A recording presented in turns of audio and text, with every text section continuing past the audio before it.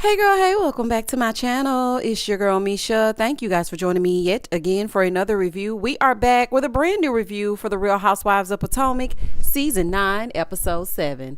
If you are new here, then welcome. I give lighthearted reviews with a little bit of laughter and a little bit of shade and a whole lot of detail. If you're back for a second or third time, then welcome back. Y'all, please don't hesitate to like, comment, and subscribe to the channel. Share with a friend. Hit that notification bell so that you will be updated each and every time I upload a video. Now, child, let's get into it if we gonna get into it. 7 days until Karen's court date. So we see a montage of the ladies. We see Kiana being the businesswoman that she is. We see the Scissor Sisters. They're out to lunch. And we see Stacy's apartment. So her and her BFF are spending some time together, and now she has a crash pad. Baby, these women know they can rent a place for the time being, don't they? Y'all gonna rent a place to film part of this show if y'all don't do nothing else. So they're about to paint each other. So when they sit down, she says, so what do you want to win if you have the best painting? He said, I want to go and work out. Oh my God. She said, well, I want to give TJ a spa day. He said, oh, that's what you want to do? This lady said, I'm flirting with you. Can you take the flirt? Ma'am, is that what you call it? Girl, now I know you might be rusty because you've been in a marriage and whatnot, but that is not flirting. It is not. Okay. So then they started talking and he said that people normally drink wine when they paint. She said, oh, do you want some wine? Nope. She said, okay, I get it. You don't drink, you don't smoke. He said, and I don't have sex with you. She said, is that something that I can ask for? This man said, you can ask Santa for a brand new car. Don't mean you gonna get it.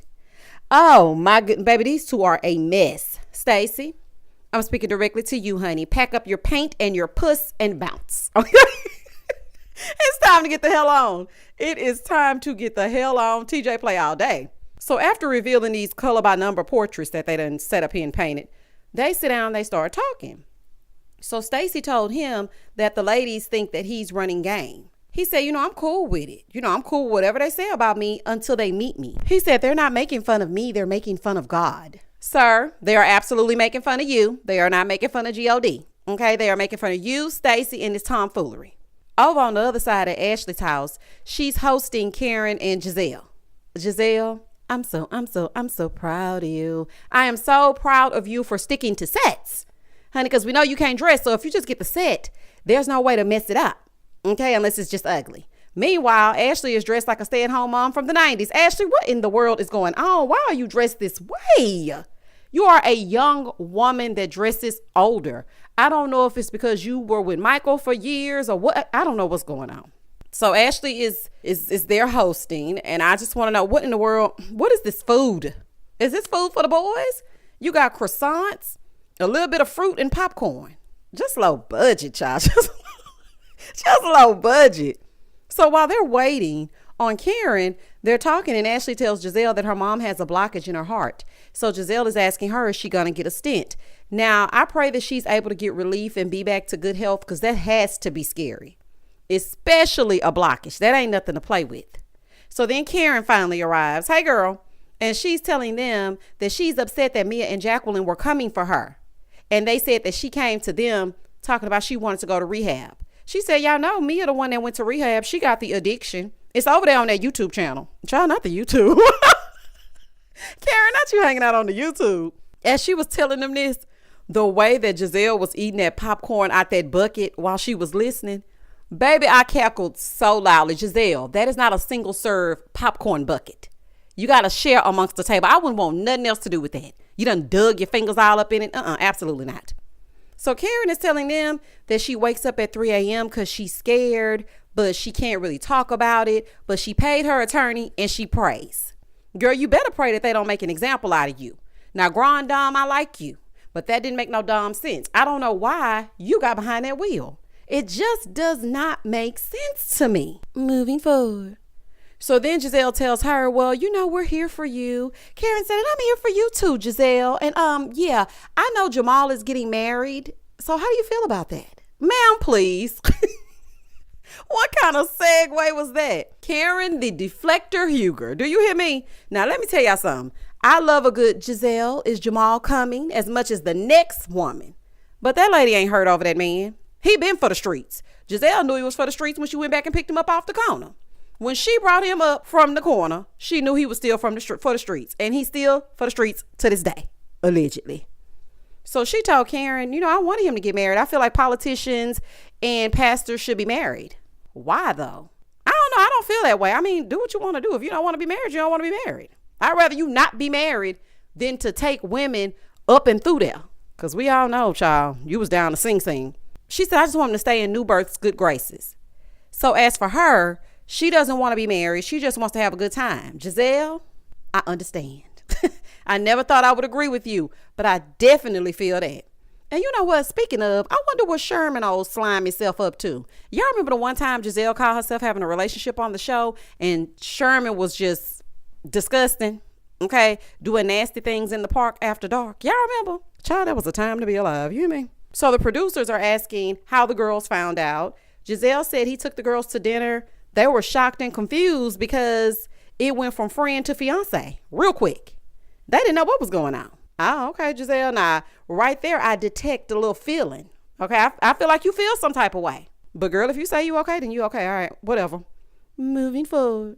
In the next scene, Wendy and her family are out to celebrate her daughter and her son graduating.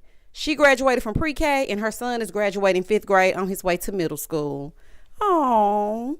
So they started talking about Wendy's birthday party, all white. I'm so happy you having a redo because, baby, that trip was awful. And it was all about Mia. I was hoping that you didn't think that was a celebration for you because it was not. So they're talking about the birthday party and Wendy tells us that she sends her mom an allowance on top of the $50,000 to $60,000 that she's paying for the birthday party. Now, I don't know if the check's kicking in. I don't want to count nobody's money and whatnot. But y'all remember back when Wendy wanted to start that candle business and she couldn't figure out how to get that money? But she's sending her mom an allowance every month. I don't know, child. Just make it make sense. So she's telling her mom that she invited Eddie's side of the family. His siblings are coming. She invited his parents. But the kids aren't coming because they are only comfortable with the kids being with people in the family. With them, basically. And Wendy's mom said, yeah, I don't trust those people because of how they were denied. Y'all were denied access to any of their events. I feel like they can just find a sitter. This is the United States of America. Mom, with all due respect, listen to me. I don't leave my kid with anybody. Okay? I don't care who you are. Okay, my mama, and that's about it. And even then, I'm like, okay, girl, let me give you the list of the rules because, child, people are weird. I'm not just about to be dropping my kids off because y'all want to have a birthday party. Absolutely not. Now, Eddie is happy that at least his siblings are coming. Wendy is telling us they haven't been to any of Eddie's special moments, when he graduated from law school, when he got married, the birth of his kids. They haven't even met his kids. That's deep. Now, I hope for Eddie and the kids' sake that they make amends because I know he misses his family. You can pretend as much as you want to, but I know that he misses his family. So after they get through talking about that, Wendy is asking the graduates how they feel. And they're like, oh, we're excited and all this kind of stuff. So they do a toast. Wendy told these babies, I have one stipulation. You have to receive a master's degree if you want to get this trust. Okay. The money in the trust fund will not go to you unless you have a master's degree. It's either that or you don't get it. So her mama said, no, ma'am, that is not how you raise kids. You don't give them an option. Listen, you succeed today so that you can take care of me tomorrow. Okay. You go ahead and succeed so that you can send me my allowance. This woman is a mess. And Wendy, I don't know how you are requiring a master's degree when you were upset about the pressure that your mama put on you. And now you putting that same pressure on your kids. So if they don't live up to your standards, then what? Girl, don't be putting that kind of pressure on these children, honey. They graduating from elementary school and pre-K. Just let those kids forge their own paths. Otherwise, they'll be like you, and then they'll get older and trying to figure out if they want to open a candle shop or a bakery or a hookah lounge, a library. Girl, whatever happened to the Nigerian library that sold hookah? Or was it? Wait a minute.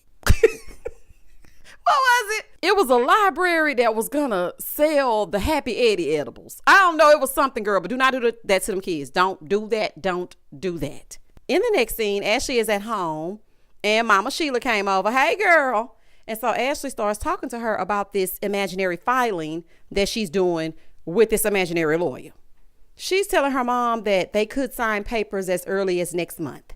Ashley, quit playing on this here TV. You are trying to buy yourself time and Andrew is not playing with you. Either divorce that man or get off this show. Because I just saw an interview that you did and you are still married.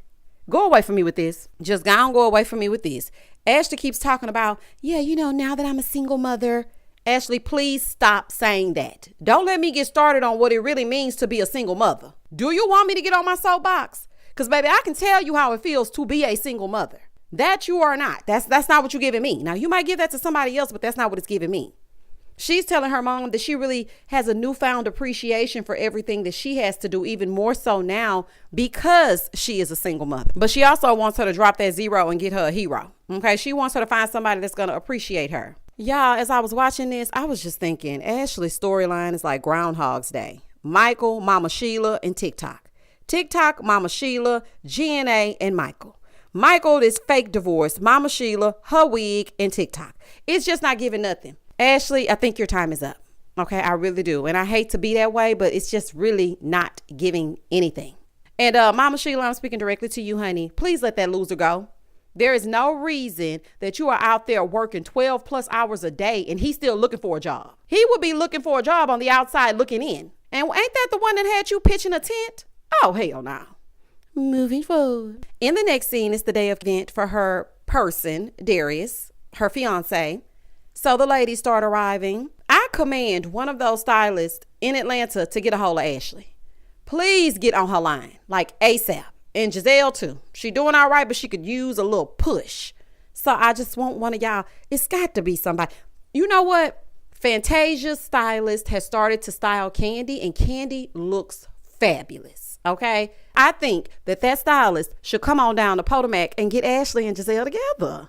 Y'all are very pretty ladies, but that style is just atrocious. But baby, the way I hollered when Mia and Murder Inc. sashayed in there and she was a step ahead of him, so we didn't pay attention to that height. I said, not you dragging your son, child. So as soon as they got in there, Gizzard, of course, got to get straight to the questions. She's like, so I hear that you and Gordon are like getting along well. Here go Mia being all fake with her little Valley Girl voice.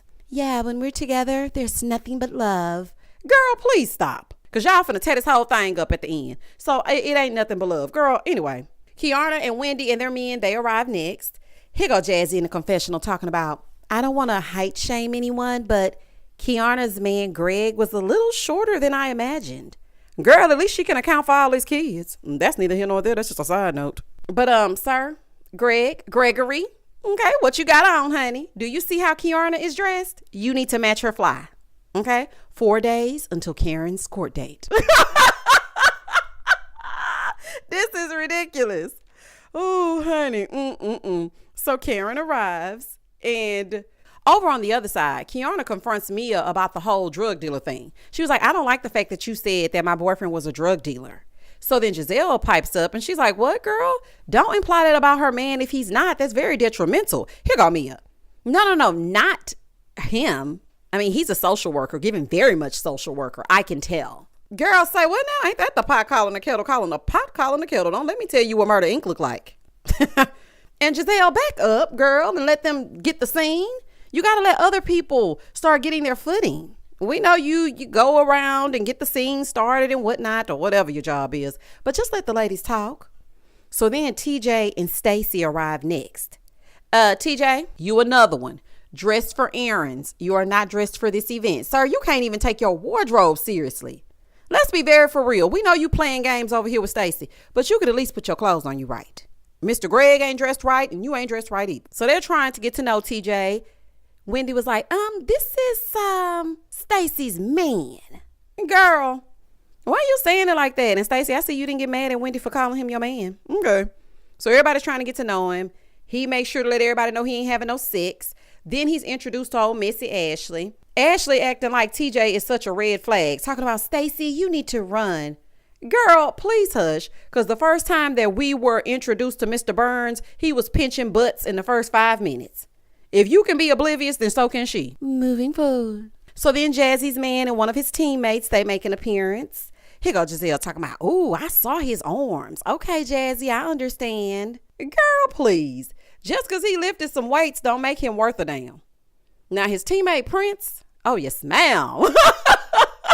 I said, oh, hey, Prince. But anyway, in all seriousness, honey, they couldn't do nothing for me because I don't like for you to play in my face, whether you got $1 or $1 million of them. Y'all accept any old thing. Talking about, I understand, Jassi. Baby, he wasn't all that. I listened at him on 9EP. I just playing. But he really wasn't all that, y'all. To me. Good thing he ain't my man, he hers. So then Jassi gives a toast, and she gets up there and speaks her speech about her man. And as they're all standing around, Mia tells Karen that Giselle told her that she came for her and she didn't have a right to. So they all go sit down. Giselle, Mia, and Karen. She said, I did not go to rehab. I did overdose, but I didn't go to rehab. So in the confessional, she said after a C-section, she got addicted because of the pain that she was going through. So she went the holistic route to alleviate the pain, and that's how she opened up the joint. Now for me, whatever Mia says, I ignore it. Okay? She's forever playing two truths and a lie. And I don't have time to decipher what the two truths are. So therefore, and thus and such, I act like I don't hear her. Moving forward. So now her and Karen are going back and forth and back. Now, Karen did apologize for going low, but she said, and I'll do it again. Honey, I know that's right. You come for me and I'm going to come back for you.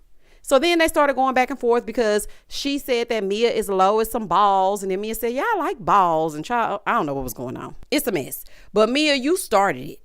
You and Jacqueline made it seem like she came to you for help. The claims that you were making, those are nothing to sneeze at.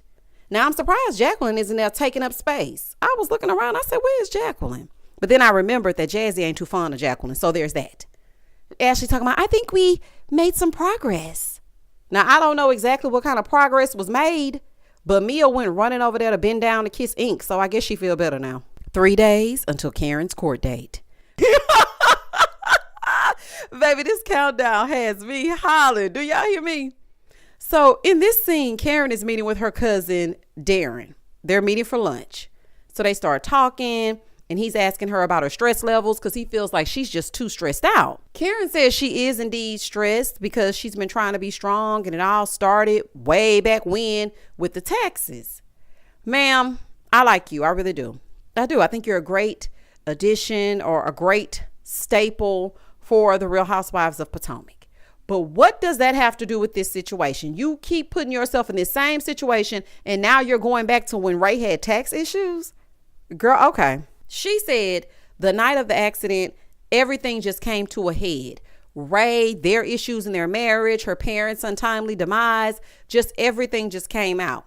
So production wants to know, what does that mean? Everything came to a head. Now she keeps saying, I can't say a lot. I can't talk about it. Listen, I get that you cannot speak. I'm not stupid. You don't want to incriminate yourself. I get it. But you can make a blanket statement. Such as, I didn't make the best decision, or sometimes we just don't think straight, or something like that. But just sitting here constantly saying, I can't talk about it. I can't talk about it. It's going to make them want to talk about it. But I'm going to say this. We are on episode 7. I don't want to hear another thing about Karen's situation. She has told us since episode 1 that she cannot talk about it. She's not doing what y'all want her to do. So please stop asking her about it because it's getting on my nerves. This shows me that y'all don't have a lot to work with, because this is not even that big to keep going back and forth and back with it. She just told y'all she cannot talk about it. We're on episode 7. I think y'all are probably going to get only going to get 16 episodes. Let's move this thing forward, honey. What is even going on? So her poor cousin, he's torn up because he was on the phone with her when she crashed. And I was just like, oh, cousin, I'm sure that really did scare him to hear her crashing, because he didn't know what the outcome was going to be. Karen, ma'am, you need to only drink at home. And speaking of drinking, I ain't seen Ashley touch a Corona all season. I said, no, what's going on here? Now, at first, I was not really paying attention because I was more so focused on Karen, but she has not had a Corona. And then she was talking about she was drinking some lemon and honey and ginger or something she was saying when she had that little ghetto charcuterie board she had out there for those ladies. Moving forward. In the next scene, Mia and the gang are at the apartment, and Gordon arrived to get the kids. So the brother husbands are there together. Mia wants to have a conversation about telling the kids, and Gordon is not here for it. Gordon says, look, I'm not interested in filming with you and Murder Inc. without the kids. Okay, because he can feel that Inc. is giving straight up opportunist. A blind man can see that. And really and truly, I feel like it was a setup from the beginning. But that's neither here nor there. That's just a side note. And Mia, I thought it was giving nothing but love. Gordon can't stand you or that man. Girl, you just lie for sport. It really is a sickness. Like, seriously, it really is. You probably could get a check for that. So then Ink told him, listen, I have no issue with you, man. But Gordon told him, well, I have an issue with you.